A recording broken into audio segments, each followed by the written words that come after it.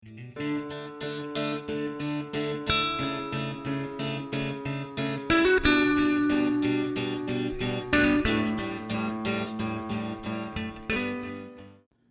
everyone, welcome back to my channel. In today's video, we are going to be using this Dynamic Duo stencil set from Altenew. This is the Dainty Roses. And Altenew is phenomenal in the sense that they always have a guide inside their packaging that demonstrates how to use the stencil, what the end result will be like, tips and tricks on how to layer. They even give color suggestions.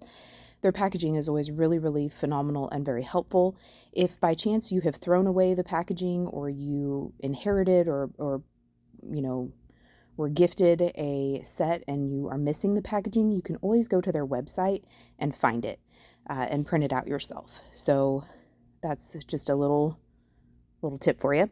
So in today's video, we're going to be using this particular set from Altenew, and this one has etched lines inside of it that tells you which stencil it is, and kind of gives you guides on what goes where.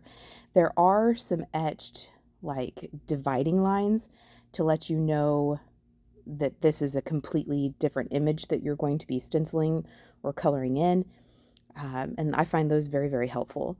So this is the first time I've used this stencil set, and it took me just a minute to kind of figure it out. So yes, there is that, guide inside the packaging, but I was kind of on the struggle bus a little bit, and I learned some things that hopefully I can share with you. And if you have this one or a similar set from them, it'll help you have a much smoother time. So the first thing is, I did not reinvent the color wheel that they gave. I really liked that color suggestion that they used in the packaging, and so I stuck with that. The only thing that I changed was I didn't have the gray that they suggested, and so I just picked a different gray from my stash. I will list all of the colors I am using down below, so that if you are interested or would like to, copy this in its entirety or use this color palette somewhere else, I will list all the colors I'm using down below. So I chose to use my smaller blending brushes, and this is a waffle flower grip mat. It actually holds the stencil down and your ink cube very, very well.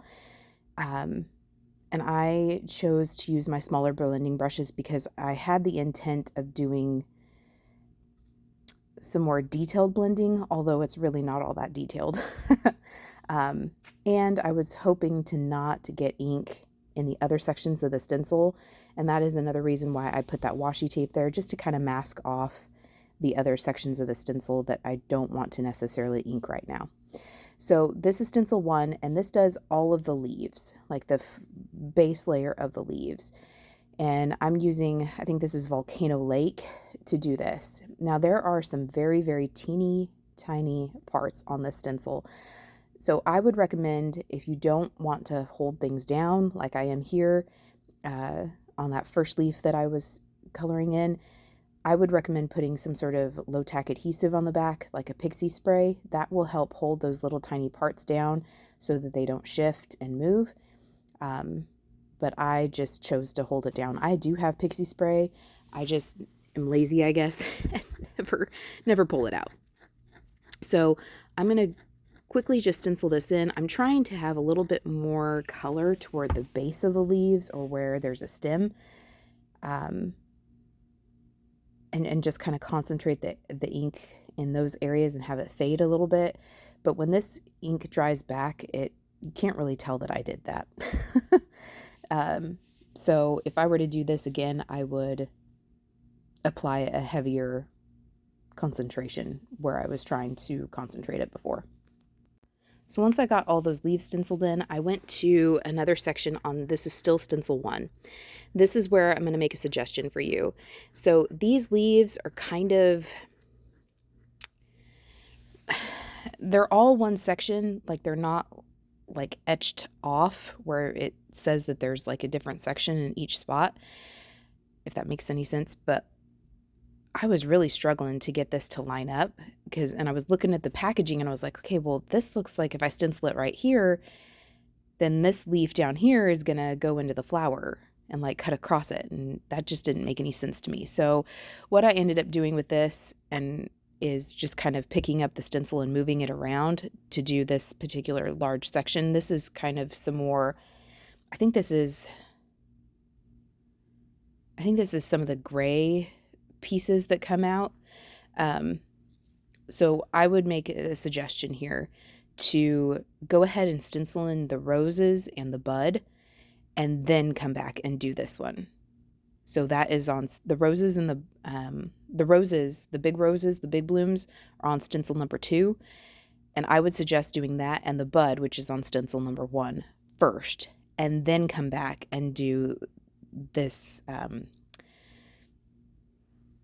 embellishment, frills, the gray parts of the stencil. I think you'll find it a lot easier to figure out how to align this and where these parts go, and you won't run the risk of getting that particular color or that particular stencil where you don't necessarily want it, like in the middle of a bloom. I did have some of my gray go into my bud at the top, but it ends up, once I get all the other inks on there, it ends up looking like just a deeper part of the bloom, like a deeper detailed layer of the bloom. So it wasn't the end of the world. But I would suggest using small blending brushes so you don't worry about getting ink where you don't want it.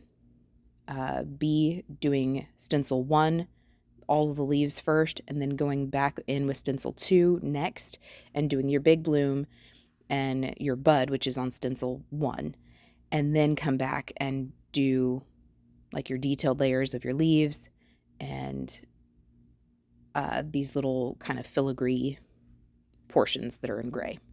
Once I finish stenciling in all that gray, I am moving on to the bud. I did the first layer in, what is that color? The first layer is pink pearl, and then you rotate the stencil 45 degrees to do the detailed layers of that bud.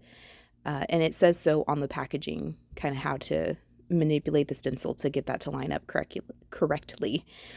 For the second detail layer of the bud, I'm using fuchsia, and then the final layer will be in the razzleberry. So that's the bud all stenciled in.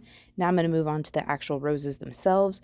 This did take me just a second to figure out how to line it up, but once I did, it was very easy. Again, that packaging that Altenew includes in their sets now is clutch. So once I got it down, I'm going to repeat that. I'm going to do the base layer, or the lightest layer, in pink pearl. I'm going to do the next layer in fuchsia, and the final darkest layer in the razzleberry. This particular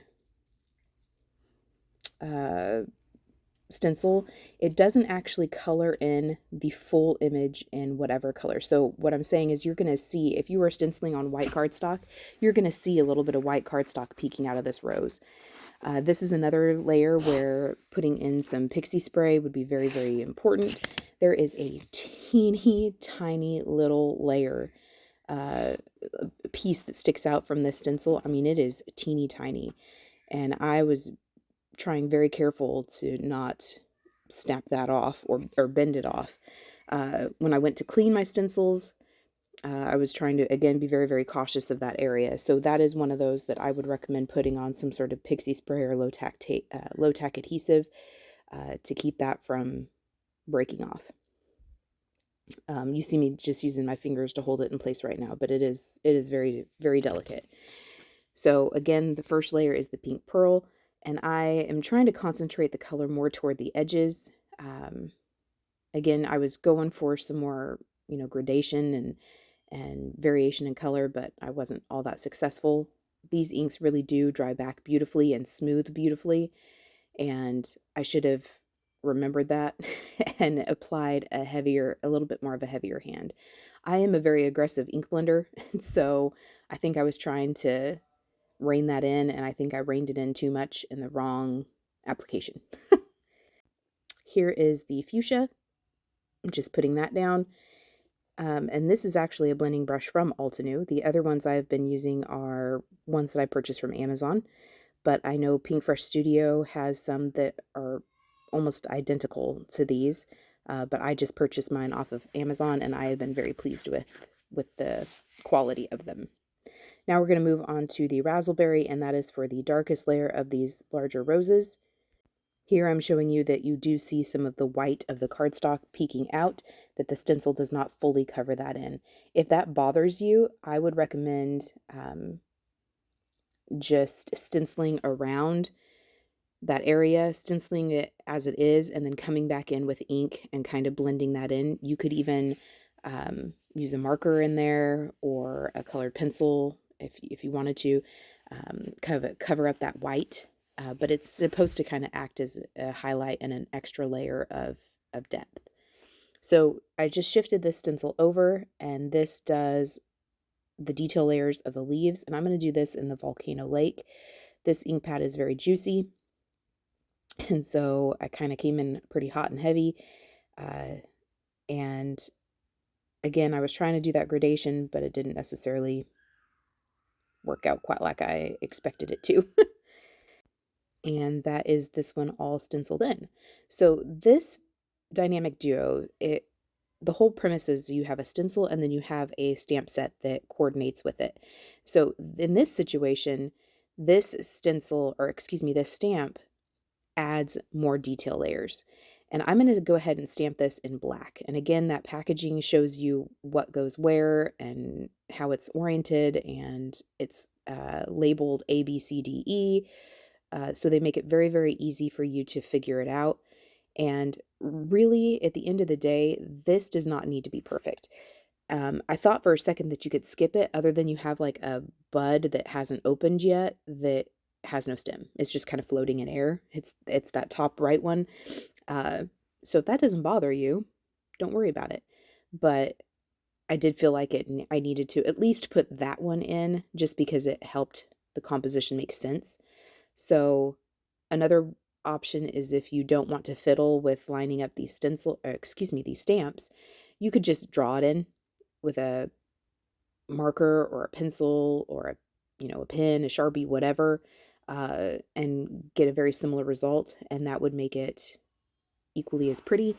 I just chose to use the stamp because I have it, and I don't trust my freehand drawing skills. But if you are an excellent freehand drawer, or you just want to add that more personalized touch to it, by all means.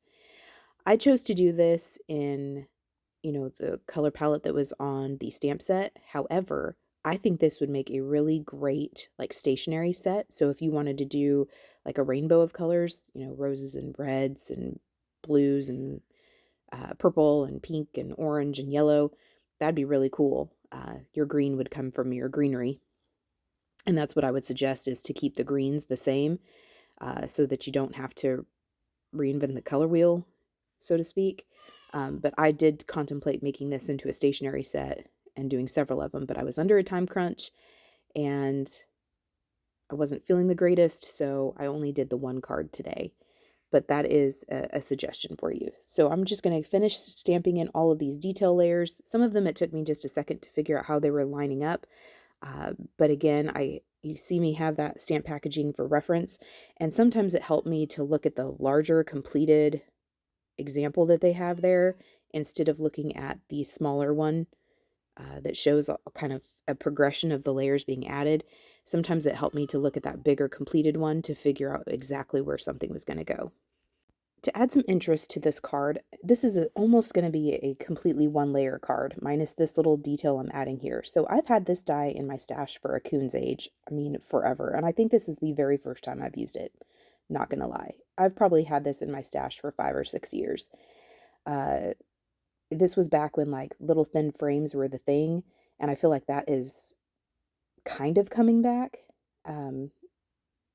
But I really wanted to put a thin frame on here. This has like 16 layers to it. So, and the frames are about maybe about 1/8 to 1/4 of an inch wide. And so I'm just kind of peeling this apart and trying to figure out what frame is going to be proportionally accurate for what I'm trying to accomplish here. And I am going to trim down this panel right now is 4 1/4 by 5 1/2, the white panel, and I'm going to trim about 1/4 of an inch off of it, so about 1/8 of an inch from each side, so that I can have a thin mat around it. I just thought that would help kind of bring in the black of the sentiment we're going to stamp on here, the black frame that we're going to place on top, and I just thought it would be really pretty and very striking. I know that Gina K is very well known for her matting, and so this kind of reminded me of something that she would make. So I'm going to place this into my Misty, my little mini Misty here, and I'm going to leave that black thin frame there just for a minute so that I can get my positioning for my sentiment right. Once I'm happy with that, I'm going to take some VERSAFINE Onyx Black ink and stamp that sentiment down, and then we are ready to assemble. So I'm going to glue everything down with liquid adhesive. If you wanted to add dimension to this, you absolutely could. If you wanted to add dimension to that frame, that'd be awesome. I just didn't have the time or patience at this juncture to do that, but that would be very, very pretty. So I'm just going to glue all of this down flat. So essentially this is a 1-layer card, almost. And I think it's very pretty. And I've never done anything quite like this before that I can recall. And so this was kind of fun for me. It gave me a chance to use a stencil set that I've been having that I've had in my stash for a while and just never gotten around to using until now. I did break out with my T-square ruler just to make sure that this frame was straight. If you look at it for a while, it looks like it's crooked, but I've got terrible eyesight, so it may just be my crooked eyeballs. That's quite possible. But when I used the T-square ruler, it looked like it was straight. So I did contemplate putting splatters on here, gems, pearls, sequins, all that jazz. I just decided to leave it as it was. I didn't want to overthink it, and like I said, I was kind of under a time crunch. So I think the card is beautiful as it is, although you could definitely jazz it up some more and add other things to it. And I'm just adhering this to a 4 1/4 by 5.5 inch cream card base. That card base and the black cardstock are both from Paper Studio, so from Hobby Lobby. And the white is HAMMERMILL. So that is all. I'm going to pair it with a coordinating envelope from Paper Studio, and that is the card project for today. So I appreciate you spending time with me. I hope you felt inspired, and we will see you next time. Bye.